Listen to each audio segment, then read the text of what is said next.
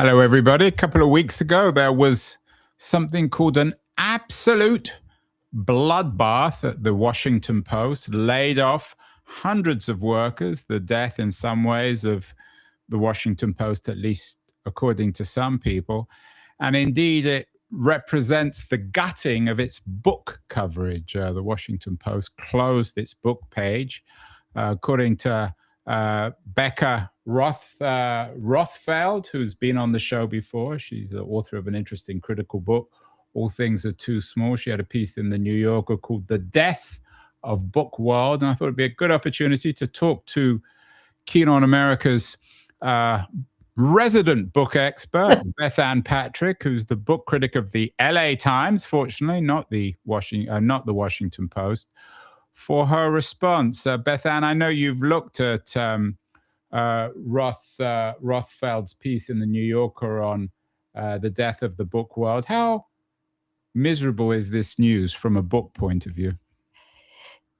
The news is very sad. I wrote for the Washington Post book world for a number of years, and I counted its fiction books editor and newsletter, book club newsletter editor, Ron Charles, among my dear friends. I still count Ron among my dear friends. He's still with us. He's just no longer at the Washington Post, which is a big shame. But a lot of other people, like the editor of Book World, which was just revived in 2022, John Williams, is gone. Becca Rothfeld herself, who was the nonfiction critic at the Post Book World, is gone, along with a number of other really fantastic critical writers, minds, people who cared about books and everything that they represent. It is a big blow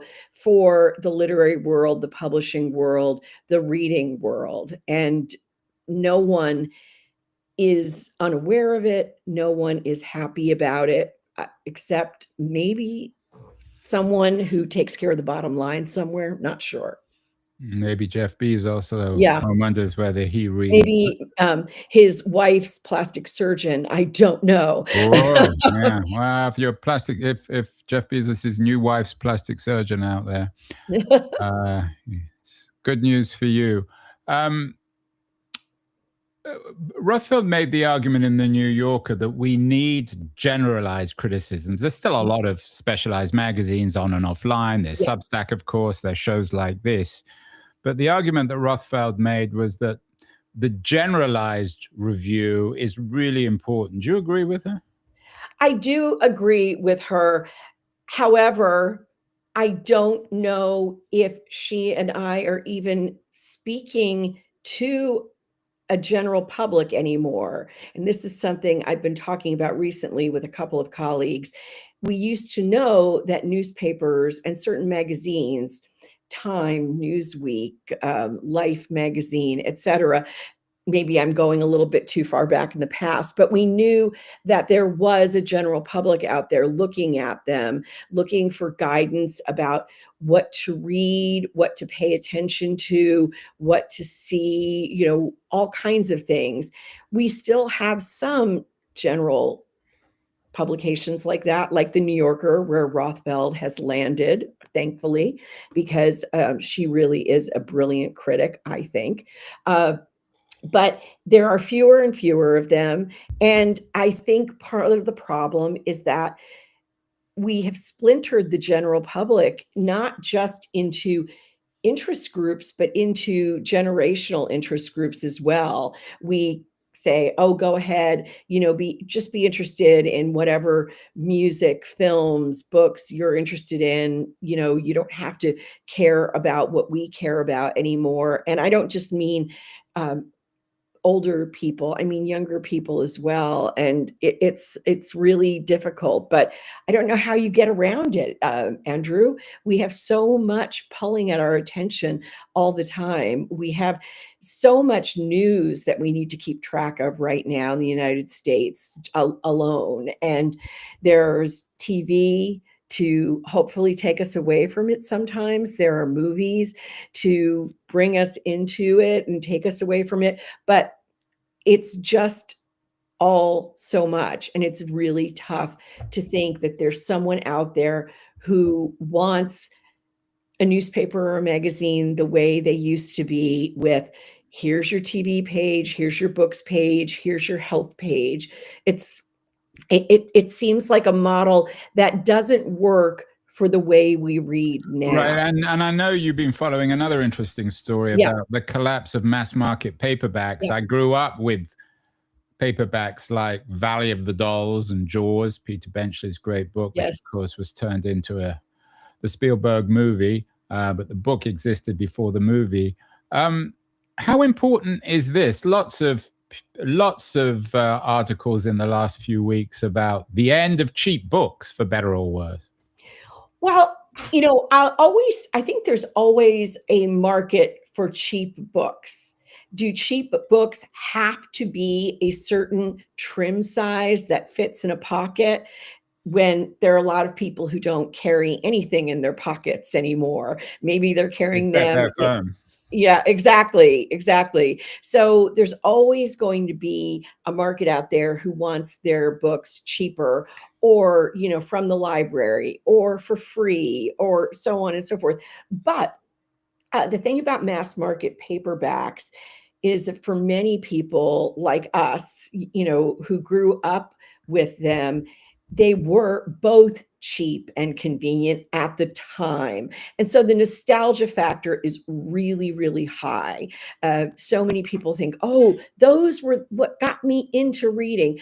Well, guess what? If you are, I don't know, 16 or 20 years old now, what gets you into reading might be an e-galley of a book, or an audiobook that you get on Libby from your local library. So it's sort of, I think the nostalgia factor is a little too high, and people forget that mass market paperbacks aren't necessarily the best vehicle for prose. Look, you can argue all day long about other things in analog form, right? Like vinyl. Okay, there's a warmer sound when you play an LP, but a mass market paperback is made of very cheap pulp. That's the reason people call things pulp fiction, right? They yellow, they start smelling, they fall apart. The glue isn't very strong. The print is really small, and so they might have been very affordable, and they might have been very easy to stuff in a purse or the back pocket of a pair of jeans, but they aren't necessarily the best vehicle. Okay, so from a consumer point of view, you may be right, but of course the Beatles had a very successful song in the 60s called Paperback Writer, and at some point, perhaps all of us wanted to be paperback writers. From a writer's point of view, Bethanne, is this end of mass market paperbacks, for better or worse, on a commercial front, is it good or bad for writers? I assume it's not great news. I mean, there aren't going to be any James Mitcheners or Jacqueline Suzannes or listen, there are already, look, Colleen Hoover's doing just fine without mass market paperbacks. Thank you very much. Okay.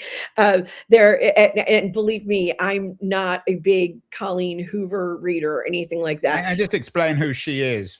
Sorry. Colleen Hoover is the self-published author of It Starts With Us and It Ends With Us, and a whole slew of titles in between that are perhaps not the best written fiction, but they've really grabbed women, very young women, but women of all ages, hard, because they really bring out emotions. And so Hoover is, got sales up the yin yang. Don't ask me, Andrew, for sales numbers right now. I mean, they're probably the equivalent now of a Jacqueline Suzanne book. Well, exactly. That's what I was These are going to written say. for women. Valley of the Dolls made men happy. Colleen Hoover makes women happy. That's right. Before I want to get to audiobooks in a minute, Sure. Bethanne. I was going to call you Jacqueline, but Bethanne. But before we get there, what does this mean for the New York Times? The New York Times is so successful on so many fronts. It's very profitable. It's the reverse of the Washington Post. Its book review seems to be ubiquitous in a literary sense. Do you think it's? I mean, in its own way, of course, the book review is a wonderful product, and everybody reads it in the literary world. But is it good for the New York from a literary industry point of view? Is it good to have one publication, the New York Times, so dominant? Uh, no, no, it isn't. I mean, it's wonderful that the New York Times book review exists, and long may it reign in its place. But more book reviews is better for the publishing industry and the literary world at large. Okay. No one wants to be able to say, hey, the New York Times didn't pick up your book, so there won't be a review at all. It used to be, at least you knew if you didn't get a review in the New York Times book review, that there were all of these other places that might choose to review your books. The Minneapolis Star Tribune, the Chicago Tribune, the Atlanta Journal-Constitution, the San Francisco Chronicle. I could go on. Oh, and the Washington Post. And don't forget your own paper, the LA The Los Times, Angeles Times, here I am. where you continue to write. Yes, not even a book review this week. Actually, a little essay about songs based on novels. But that's okay because it's still with the about wonderful books. title, the other Kate Bush banger that deserves a comeback right now. Thank you. Thank you. I love that title. And it is really interesting to see how much attention a book, for instance, like Wuthering Heights, which is, of course, why I was writing that piece. Yeah, and I'm going to see the movie in a couple of days. Yeah, it's great reviews. I mean, it's set up for reviewers, high-end critics to kind of to undermine, but it seems to be actually getting surprisingly good reviews. But it is, even if the New York Times called it florid and overstuffed, it is getting other really excellent reviews. That's a good reason to go and see it. If the New York Times thinks it's florid and overstuffed, then it must be a lot of fun. So it's not a good thing for there to be just one book review of note. I mean, the Boston Globe is still running book reviews. I'm sure there are some other papers out there that are doing so as well, but it truly is becoming a desert right now for book publicists. And I feel for all of my colleagues in, well, bless you. Yeah, well, that must be why all the book publicists are desperate to get their authors on Keen on America. That's right. And a lot of the book publicists and authors are flocking to Substack as well. Believe me, I'm seeing them. Yeah, well, we're all flocking to Substack, which is good news for Substack. Although, again, to come back to general interest readers, I'm not sure it's so good. I mean, you have to be a specialist to go on Substack, whereas the Post, the Times, I mean, they do cater, and even the New Yorker, although perhaps a little less so, they do cater to a general interest readership. Well, what I will say about Substack, because, mostly it is, you're right, people are in niches on Substack. The thing Except you and about I, of it course. is, and what I think is really important here is people have left Substack because of its leadership and some of their policies, right? And that happens with everything. And something else we're going to be talking about today, not that I want to, get ahead of things, is another company, Spotify, that has a lot of people who think its practices are really terrible. Spotify has run ads for ICE recruitment. And so it's getting harder and harder to stick to being an ethical consumer if that's what you are trying to be. Although I will say, I don't want to turn this into a Substack conversation. No, and not at all. I think some of the reaction, I'm happily on Substack, and I hope many of our viewers and listeners will be watching this on Substack. I think the criticism of Substack was absurd. I mean, I think and I'm on Substack you can as have well. publications from people you don't like or agree with doesn't mean that you should get off the platform. No, that's not what I was going to say. What I was going to say is that there are problems with so many companies. So we're sitting here bemoaning the loss of Book World at the Washington Post, Andrew. And we all have hated, still hate, will continue to hate the fact that Jeff Bezos is running the Washington Post into the ground. We also, many of us, dislike Jeff Bezos's practices at Amazon. And yet many of us continue to use Amazon. And what about his wife's plastic surgeon? All I know is it's extensive, I think okay? there's a team. I mean, there's probably a whole hospital of Bezos. A whole wing at Probably, least. definitely a whole So, team. yeah, it's really tough to say this is the place to be. This is an okay place. I feel safe here. And so that is something, and this is what I was getting to in my very, very verbose way. It's harder and harder to find a place where you can find a general reader because there's no place that we all feel sort of safe with. And I don't know if we were right to feel safe in the past. I'm just Yeah, I saying. mean, I don't care for that word safe. That is another complicated world. I mean, your own publication, the LA Times, has been in the news a lot. Yes. How are things there? Well, I am full-time freelance, so I don't really know that much about how things are there. What I do know is that my editor is terrific. Shout out to Sophia Kircher at the LA Times, who's recently taken over books coverage. I believe she does some other areas as well, but as far as I can tell, everything is going, well over there, and the LA Times coverage of books is fine, but it had already changed from the year I've been writing for the LA Times for about 7 years now. And when I started, it was any book that was really important deserved, consideration or at least a pitch. Now the editors have a real imperative to find California stories, LA stories. That's not bad. That's not wrong. It's just a change.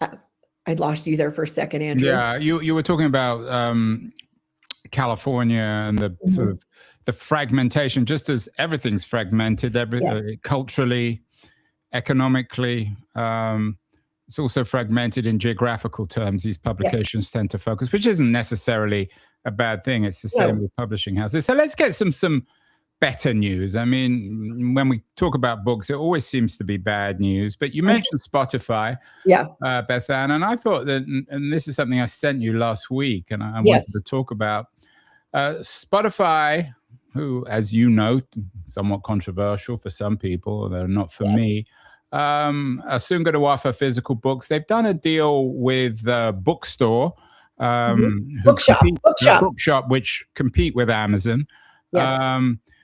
In terms of bringing together the physical and audio books. And I think it's very encouraging. And I also think it speaks to the deficiencies in Amazon, the fact that they're continually wanting to sell us both physical and audio books, which is through Audible, which is incredibly annoying. I always feel as a consumer that if I buy a physical book on Amazon, then I should get the audio book for free, especially since it doesn't really cost them anything, and even vice versa. But anyway, tell us about this Spotify bookshop deal. I think it's very encouraging.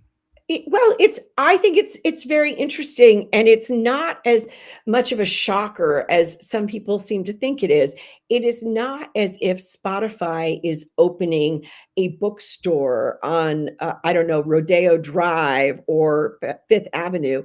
It's an affiliate, just like the other affiliates that Spotify works in partnerships with. And so bookshop.org is a tremendous and really important company run by Andy Hunter, who also was part of the founding of LitHub. Andy went to bookshop.org, which he founded, and has really done some incredible things there in the past years. First of all, every purchase made at Bookshop benefits independent bookstores somewhere. You can even designate your local independent bookstore as the one that should benefit if you want to, or you can just put it in the communal independent bookstore pot, as it were. They have done a lot of innovation with the way they sell ebooks. And now they are offering people who are listening to books on Spotify or hearing about books in a podcast the ability to quickly and easily go and click a link and get a physical copy of that book. And that will benefit independent bookstores even more. So this is all about not Spotify becoming a bookseller. It's about Spotify offering its audience a chance to do things from where they already are.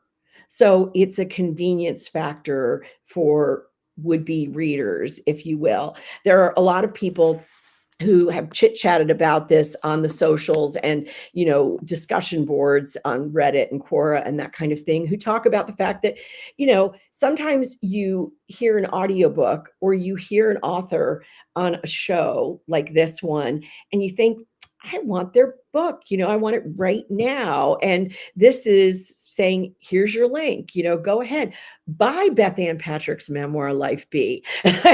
So Absolutely. I hope everyone buys that. it makes it that much easier. And you can get it through your link tree. That's right. You absolutely can. It's a great service to authors and to readers in its way. That doesn't mean it's the only place that you can find readers or the only place you can buy books. Of course, bookshop.org is fully set up for you to go to anytime. Yeah, and we often in this show, if I would rather link with bookshop.org than Amazon, although sometimes one doesn't have any choice. Exactly. What about on the audiobook front, Bethanne? I'm a very enthusiastic audiobook person. Mm-hmm. Are you one of these literary people who don't consider audiobooks real reading? What's your take on it? And how healthy is that sector now in the book business? Well, first of all, I'm not one of these literary people who considers anything not reading. I believe in ebooks, audiobooks. I believe in graphic books, novels, memoirs, etc. I say reading, it's hard enough to get people to read and get them interested and help them find books they love. So when they do, give them the access. However, one thing I will say about audiobooks that not everyone knows is that science has found they do reach the same part of our brain as reading a book on paper does. It's the same process neurologically, even if it isn't the same process intellectually.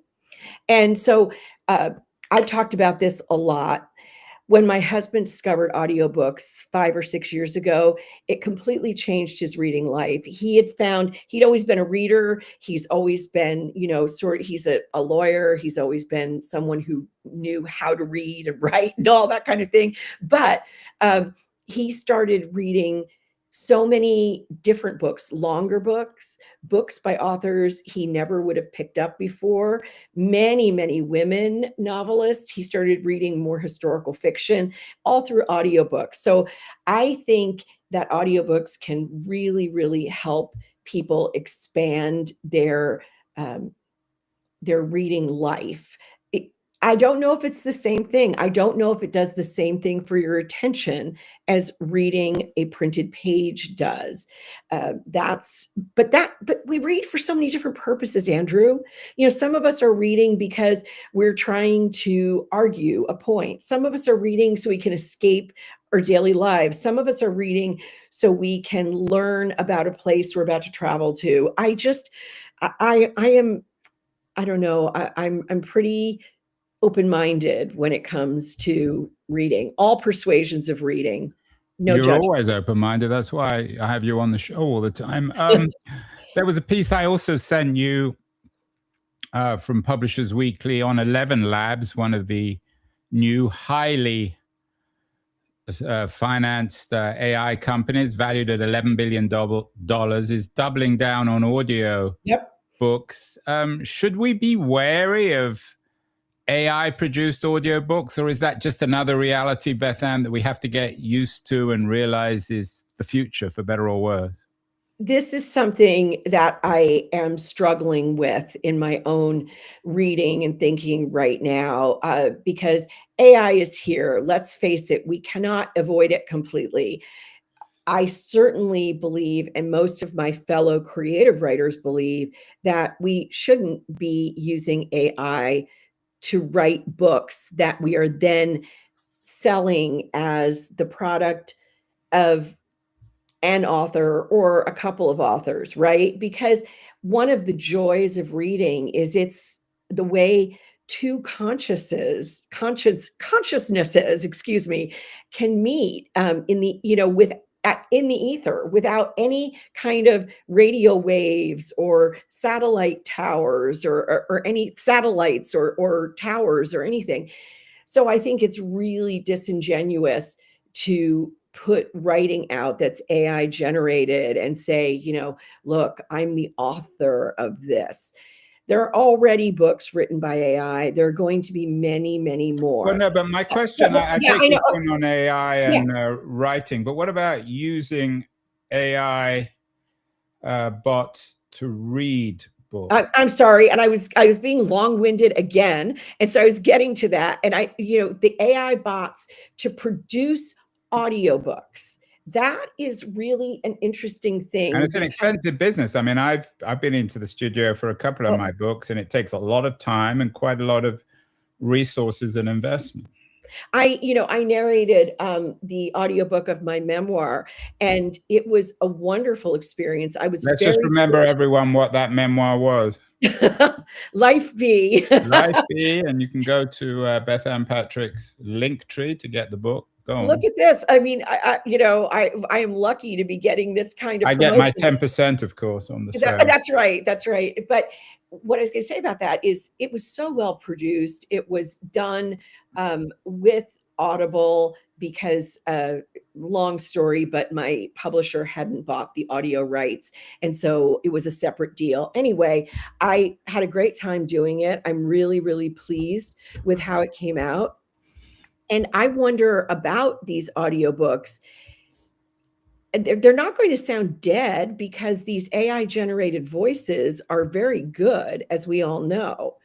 It's a matter of how much artifice we want to let into our lives. I saw a piece the other day. I don't know if it was in a newspaper or a magazine, but it was basically saying what would happen if a Bridgerton character met a Jane Austen character. And it was contrasting, the Bridgerton character looking very, you know, sort of ridiculously fancy and primped, and the Jane Austen character looking much duller and more everyday because Jane Austen wrote about real people.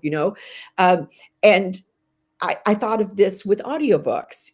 Are people going to want the audiobook with the author reading, or are they going to want this version that we've come to be accustomed to in the past several years, maybe even a little bit longer, where there's a great actor hired to read the audiobook, right? And now we're in this third tier where it's just the great actor's voice being used. There's no acting, it's like 11 Labs does all different kinds of audiobook tiers. You can do a really simply produced audiobook. You can do more of the middle level and get a little bit of production, or you can do a super duper level and Right, get. and of course, some of these virtual companies, these AI companies, are being sued by authors and other people for stealing their intellectual property, sometimes even their voices. I wonder whether, Bethanne, this speaks of, there's a popular phrase these days, fashionable phrase called enshittification, which was invented by Cory Doctorow. Yes. Whether this speaks again to the enshittification of the literary world. You're going to have all these AI produced audiobooks, and then there'll still be a small high end of books which are read by famous authors or actors, but very little in between. Rather like the literary world now, where the New York Times continues to prosper, but there's nothing else really out there. Well, the New York Times is prospering because of its games app and its cooking app. That's where all the money's being made for the New York Times. I don't think people realize that. And we, have said in publishing for decades, look, a rising tide lifts all ships. So if you have a huge blockbuster Peter Benchley or Jacqueline Suzanne novel, then that allows, some poetry chapbooks to come out, or a But they don't literary sell novel. anymore. Jaws or Valley of the Dolls, that's the end of the mass market paperback. Well, that's the end of the mass market paperback as a form, but we still have plenty of blockbusters out there. Look, James Patterson and Harlan Coben will write them with anyone at this point. Reese Witherspoon, I don't know, former first ladies, former presidents. It doesn't matter. You can write with one of these gentlemen, and there's lots of blockbusters that are making publishers lots of money. Look, publishing, we know this. It's a flat industry when it comes to profit. There's never going to be huge profit margins in book publishing. However, when we look at something like 11 Labs, which is valued at $11 billion, call us, call me, call Andrew. We're ready anytime, 11 Labs. They are sometimes going to be working on a blockbuster, big, maybe they'll find a Colleen Hoover out there. I don't know. But I do think people have to do more of their own work now. The general public has to do more of its own work to consider what quality is and what quality they want. Do you want to eat a box of Kraft macaroni and cheese, or do you want to make a really good homemade mac and cheese from a recipe on the New York Times cooking app? Yeah, I was going to talk about the New York Times. One wonders, though, you've talked about the $11 billion valuation of 11 Labs. One wonders when the correction comes, which it will. Yes. We see, interesting to see how severe that correction is. Yes. One wonders whether they'll be worth 11 billion this time next year, or next time in a couple of years. Finally, Bethanne, you and I met years ago on a company, on a platform that was then called Twitter. Now it's called X. You still have 185,000 followers. I know you have an ambivalent relationship with I X. do, and they just keep leaving, and I haven't been on there in probably months at this point. Well, but what's the role of social media? I know now you're on Blue Sky, and you were involved in an interesting exchange this week on the value of criticism. How could or should social media fit into this new ecosystem? Well, I spent 15 years of my life that I'll never get back on social media. However, it afforded me the opportunity to meet colleagues like you, whom I now know in real life, and work with so many people in the publishing industry and in the literary world. And I may not be able to get those years back, but I don't regret it. I think that it hit its mark at a point in time where people were really hungry for a way to connect in a world that had become so internet driven and dominant. So many of us spending so much time at our screens. I don't know what the role of it is now. I've tried TikTok a little bit. It's just not for me. And really, even Blue Sky is hardly for me anymore. It is a place where I find it difficult to get real conversations going. And, if you talk to someone else, they might say, what is Bethanne Patrick going on about? I have great conversations on Blue Sky. There's so many intangible things about each kind of social. It seems intellectually very much, I mean, my sense of Blue Sky is very much of an intellectual ghetto where there's not a lot of, I mean, there wasn't never that much on Twitter or on X, but even less on Blue Sky. Yeah, even less on Blue Sky, absolutely. So I am not sure. One thing I do know for sure is that we've been talking about Substack, and my friend and colleague Ron Charles has started his own Substack, Good. which looks like it's going to be very close to his book club newsletter. He will continue in the vein of of being a critic and a journalist who looks at all kinds of great stories that are related to Yeah, we'll books. have to get Ron on the show. Obviously, Definitely. the $1 billion question is what kind of business model he'll use. Finally, Bethanne, lots of bad news on the book front, some encouraging, but let's end with a book. I know you're continuing to write for the LA Times. You're always reading something. We'll be back with more regular shows with you later in the year on books that you Definitely. recommend for the spring. But what are you reading at the moment? Any good?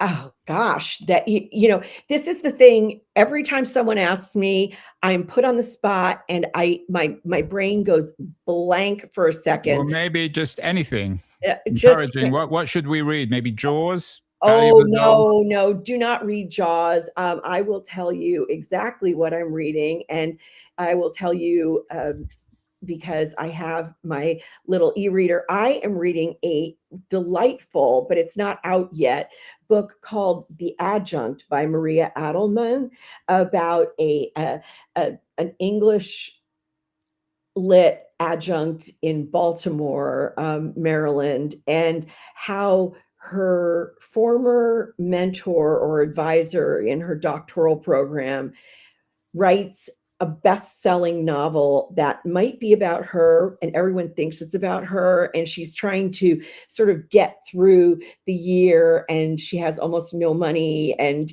it's very funny, it's very sharp, it is right up to the minute, and I know because I teach as an adjunct at American University in DC that her observations about what it's like to share an office space, what it's like to try to hold office hours and see your students, it's really, really good. And so I think that's one that I will be recommending to a lot of people. Well, there you have it. That's our book news for the week. The Washington Post has gutted its book business, but Spotify is doing an interesting deal with bookstores. So there's some positive optimism in the book business. Bethanne Patrick, as always, the book critic of the LA Times. Keep going. You're still standing, and we'll be back to our regular book-centric broadcasts in the future. Thank you so much. You're welcome. Bye, Andrew.